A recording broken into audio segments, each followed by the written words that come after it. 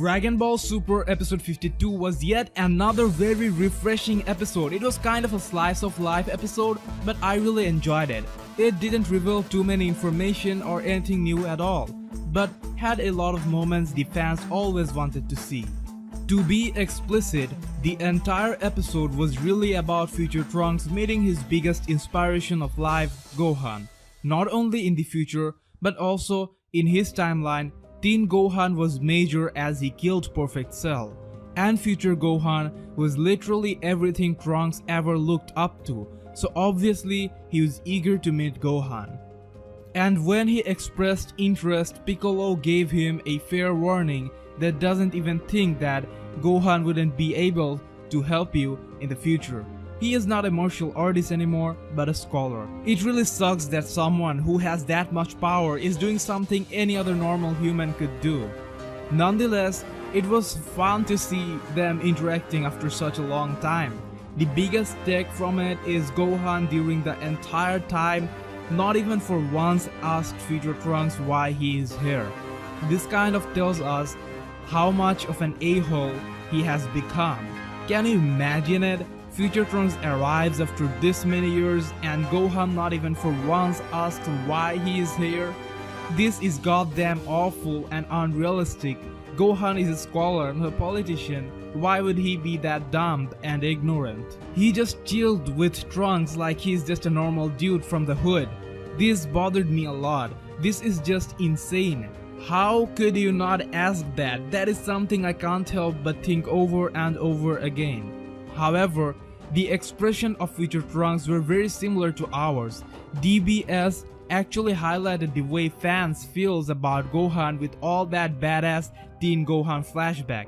They themselves are pointing out the differences. The way they showed the entire scene, you would think that they're basically saying there's no hope with Gohan. He's a family guy now. Yes, he was a legend, but there's no going back once you reach this stage. You just simply have to let this Pokemon go, no matter how much you love it. So most fans would take this message and feel disappointed about not getting Gohan back, but what I believe Dragon Ball Super has definite plans to bring back Gohan. They know about the fan demand and they're currently progressing with the return of Future Trunks. The rebirth of Gohan is only a matter of time. Yes, they are trying to imply or make the fans feel like Gohan isn't going to return, only to make it more surprising and pleasant. If they didn't have any plans for him, they wouldn't even give him this screen time. During the battle against Golden Frieza, he was unable to do anything, but he got some screen time, and they showed how helpless he had become. Later on, he trained with Piccolo, which further foreshadowed the possibility of his return. But that didn't happen yet, and honestly I wouldn't like it if he just trained and one day declared that he is a badass again. That's not how Gohan works. You have to understand what Dragon Ball Super is trying to do with Gohan. They are trying to bring back that kid or Teen Gohan vibe that he isn't very skilled and is a bit vulnerable, but if they kept up that awesomeness of that mystic Gohan, it would be too much confidence to pull that up. What they're doing, they're successfully running the show with one key card is still in hand, so when things get a bit low, they can use that card. And it can be one of those classical Gohan moments when his rage is just unleashed and he becomes immensely powerful without any explanation at all. I'm not saying he will necessarily return on this very arc, but I am 100% sure, you can quote me on that, Gohan will return sooner or later. There are many ways they can make that happen. Now that we have Pan, what if someone attacks her or Videl, or something recent would be Gohan finding out about why Trunks actually returned and starts feeling left out because no one thought it is important enough to inform him about that.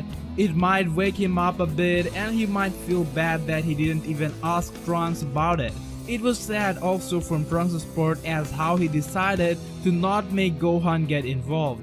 He kind of felt that Gohan belongs to this happy place with this family, and he also had a flashback of him having good times with Future Mai and Bulma. That was sad, you must feel sad for him.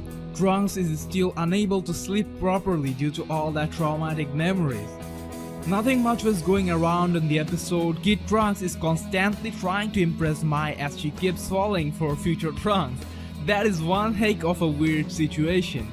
Bulma is working on the time machine with her gang, and like I and many others predicted, that blue fluid shown earlier in the series was in fact the fuel required for time traveling.